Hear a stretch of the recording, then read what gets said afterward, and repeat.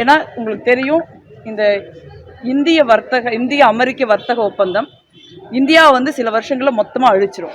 இந்திய விவசாயிகள்னால அமெரிக்க விவசாயிகளோட போட்டி போடவே முடியாது. அவங்களுக்கு நம்மளுடைய இந்தியாவுடைய சந்தையை திறந்து விடுறதுங்கிறது விவசாயிகளுக்கு வந்து அவங்களுடைய வாழ்க்கையை வந்து அழிக்கிறதுக்கு சமம். அதே போல் நம்ம 3% தான் வரி கட்டிக்கிட்டு இருந்தோம் நம்ம டெக்ஸ்டைல்ஸ் யூனிட்லாம். இன்றைக்கி நம்ம 17% வரி கட்ட வேண்டிய ஒரு சூழலில் இருக்கும்.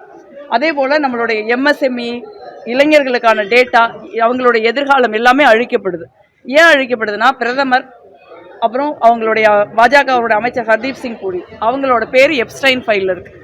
எப்ஸ்டைன்கிறவர் சின்ன பிள்ளைங்க 5 வயசு 7 வயசு 9 வயசுன்னு இந்த மாதிரி சின்ன சின்ன பிள்ளைகளை பாலியல் கொடுமை செய்து ஒரு தனி தீவில் வச்சு பல நாட்டின் தலைவர்கள் முக்கியமான பிரமுகர்கள்லாம் உலகெங்கும் கூப்பிட்டு அந்த இடத்துக்கு அந்த பெண்களை தொடர்ந்து சீரழிச்சிட்டு இருந்திருக்காங்க. ஸோ இந்த மாதிரி ஒரு மிக மோசமான குரூரமான ஒருத்தரோட என்ன இந்திய பிரதமருக்கு வந்து வேலை, என்ன ஹர்தீப் சிங் பூரிக்கு வேலை? இப்போ அதனால தான் அது வந்து இன்னைக்கு அமெரிக்க அரசாங்கம் அஃபிஷியலாக எப்ஸ்டைன் ஃபைலை வெளியிடுறாங்க. வெளியிட்டு வந்து ஒரு 10% தான் இருக்குது. இன்னும் வந்து முக்காவாசி ஃபைல் வெளியிடப்படலை. அப்போ அந்த வெளியிடப்படாத ஃபைலில் சிக்கலான பிரச்சனைகள் இருக்குதுங்கிறதுனால தான் இந்த இந்திய அமெரிக்க ஒப்பந்தம் நடந்திருக்குது அப்படிங்கிறாங்க. இந்த மாதிரி நாடு விற்கப்படுற ஒரு சூழல்ல நாட்டையும் மக்களையும் காப்பாற்றுறதுக்கு என்ன முயற்சி செய்யணுமோ அதுதான் காங்கிரஸ் உட்பட எல்லா கட்சிகளும் செய்யணும்னு நான் நினைக்கிறேன். அதுதான் ப்ரியாரிட்டி. இப்போ வந்து எம்பி எலெக்ஷன் இல்லை, எம்பி எம்எல்ஏ எலெக்ஷனே அல்ல இது. எம்பி எலெக்ஷன் எம்எல்ஏ எலெக்ஷன் இல்லை. எம்பி எலெக்ஷன் நடந்ததுக்கு அப்புறம் தான் இந்த ஒப்பந்தம் இந்த ஒரு மாசத்துக்கு முன்னாடி போட்டிருக்கு. இல்லை, கூட்டணி தான் எந்த தேர்தலுக்கு தமிழ்நாடு மட்டும் இல்லை 5 மாநிலங்களில் தேர்தல் நடக்குது. எல்லா இடங்கள்லையும் பாரதிய ஜனதா கட்சியை நீங்க வந்து அடியோட வேரோட அழிச்சா மட்டும்தான் இந்த மாதிரியான இந்த ஒப்பந்தத்தை நம்ம திருப்பி வாங்கி ஆகணும். இந்த ஒப்பந்தத்தை திருப்பி வாங்கல அப்படின்னா நம்மளால ஒண்ணுமே பண்ண முடியாது. 5 மாநில தேர்தலுங்கிறது சட்டமன்ற உறுப்பினர்கள் தேர்ந்தெடுக்கப்படுறப்ப அதுக்கான ராஜ்யசபா மெம்பரும் அதுல இருந்து வருது இல்லை. 5 மாநிலங்கள்ல எதிர்கட்சிகள் வெற்றி பெறது ரொம்ப முக்கியம். அதனால வந்து நாட்டை காப்பாற்றுறதுக்கான ஒரு தேர்தலாக தான் மாநில தேர்தலையும் நம்ம பார்க்க வேண்டியது. உள்ளாட்சி தேர்தல் கிடையாது. ஸோ மாநில தேர்தலை நம்ம பார்க்க வேண்டியிருக்கு. அதை நோக்கி தான் நம்ம நகரணும்னு நான் நினைக்கிறேன். ஒவ்வொருத்தரும் யாரு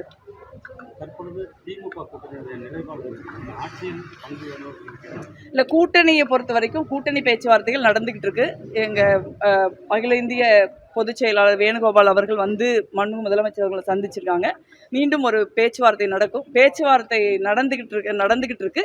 அதற்கு மேலே அது தொடர்பான விஷயங்களுக்கு வந்து நீங்கள் வந்து காங்கிரஸ் கட்சியினுடைய பொறுப்பாளர்கள் தான் பதிலளிக்கணும். எம்பிக்கள் பதிலளிக்க முடியாது.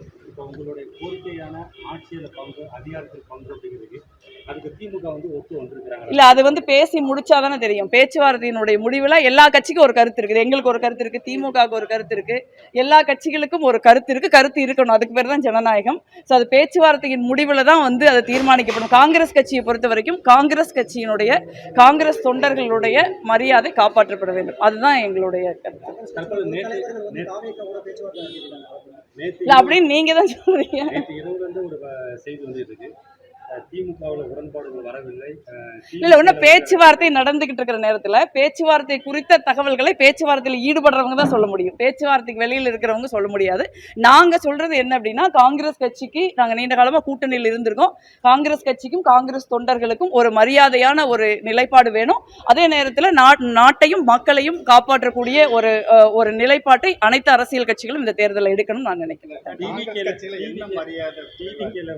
விஜய் வந்து சொல்லியிருக்காரு, சமநீதியை பயன்படுத்துவோம், ஆட்சியிலும் பங்கு இருக்கு, அதிகாரத்திலும் பங்கு இருக்கு. ஏன் காங்கிரஸ் வந்து நீங்க கேட்கக்கூடிய கோரிக்கையை திமுக மட்டும் மையமா வைக்கிறீங்க? நாங்க இருக்கிற கூட்டணியில வைக்க முடியும், இல்லாத கூட்டணியில அப்படி சொல்றாங்க. இல்லை, கூட்டணின்னு ஒன்று இருக்கு. 22 வருஷமா கூட்டணி இருக்கு. It's has its own ups and downs. அப்படி இருக்கிறப்போ இருக்கிற ஒரு கூட்டணியில பேசுறதுங்கிறது முறையானதுன்னு எங்க கட்சியில நினைக்கிறாங்க. ஸோ அதை பேசிக்கிட்டு இருக்காங்க. பேசுனதுக்கு அப்புறம் உங்களுக்கு சொல்லுவாங்க. ஏன் கவலைப்படுறீங்க?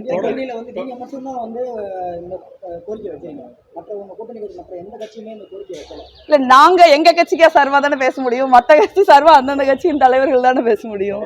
25 ஆண்டுகளமா நீங்க கட்சியில கூட்டணியில இருக்கிறீங்க.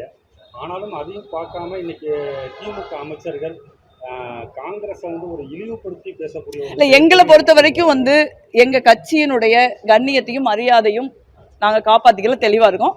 அந்த மாதிரியான கருத்துக்கள் வந்து வர்றப்ப வந்து அதற்கு கடுமையாக நாங்கள் எதிர்வினை ஆற்றியிருக்கோம். அதனால வந்து இப்போ வந்து அதுக்கான சூழல் இல்லை. ஏன்னா 2 தரப்புலையும் நீங்கள் யாரும் பேச வேண்டாம்னு சொல்லியிருக்காங்க. அதனால இப்போதைக்கு ஒரு அமைதியாக தான் இருக்குது. தேங்க்யூ. இந்த மாதிரி கருத்துக்கள் வர எம்பிக்களோ எம்எல்ஏக்களோ தான் கருத்து தெரிவிக்கிறாங்க. ஆனா ராகுல் காந்தி எதுவும் சொல்ல மாட்டாங்க. ராகுல் காந்தி தேசிய தேர்தல்னா அவர் சொல்லுவாரு, மாநில தேர்தல்னா மாநில காங்கிரஸ் கமிட்டி தலைவர்கள் இருக்காங்க, பொறுப்பாளர்கள் இருக்காங்க, அவங்க தான் பதில் சொல்லுவாங்க. இல்ல அதெல்லாம் கூட்டணி பேச்சுவார்த்தையில் ஈடுபடுறவங்களுக்கு தான். நான் பேச்சுவார்த்தை குழுவுல இல்லைல்ல. மார்ச் 1ஆம் தேதி மோடி வந்து தமிழகம் வராரு. எய்ம்ஸ் மருத்துவமனை திறந்து வைக்கிறதாக சொல்லியிருக்காங்க. இல்ல மார்ச் 1ஆம் தேதியில 6ஆம் தேதியும் அவர் வராரு. பட் அவங்கள பொறுத்த வரைக்கும் வந்து இந்திய விவசாயிகளை வித்திருக்காங்க. அது தமிழ்நாட்டு விவசாயிகளும் அடங்கும். தமிழ்நாட்டுடைய மிகப்பெரிய தொழில் துறைங்கிறது நம்மளுடைய சிறு குறு நடுத்தர தொழில்கள் தான். நடுத்தர தொழில்களுக்கு நான் முன்னையே சொன்ன மாதிரி 3% வரியிலிருந்து நம்ம 17% வரி கட்ட வேண்டிய ஒரு சூழலை நரேந்திர மோடி உருவாக்கியிருக்காரு. இதனால தமிழ்நாடு மாதிரி தொழில் விவசாயம் நிறைந்த மாநிலங்கள் கடுமையாக பின்னடைவை வந்து சந்திக்கும். அதாவது அவருடைய சுயநலத்துக்காக அவரையும் அவருடைய கட்சியையும் அமெரிக்காவிலிருந்து எப்ஸ்டைன் ஃபைல்ல இருந்து காப்பாற்றிக்கணும் அப்படிங்கிறதுக்காக அவர்கள் இந்தியாவின் எதிர்காலத்தை அழிக்கிறாங்க. அதற்கு வந்து தமிழ்நாடு கடுமையான எதிர்வினையாற்றணும் நான் நினைக்கிறேன். பிளே ஸ்டோர் மற்றும் ஆப் ஸ்டோரில் இருந்து பாலிமர் செயலியை QR கோடு மூலம் பதிவிறக்கம் செய்யுங்கள். செய்திகளை உடனுக்குடன் பெறுங்கள்.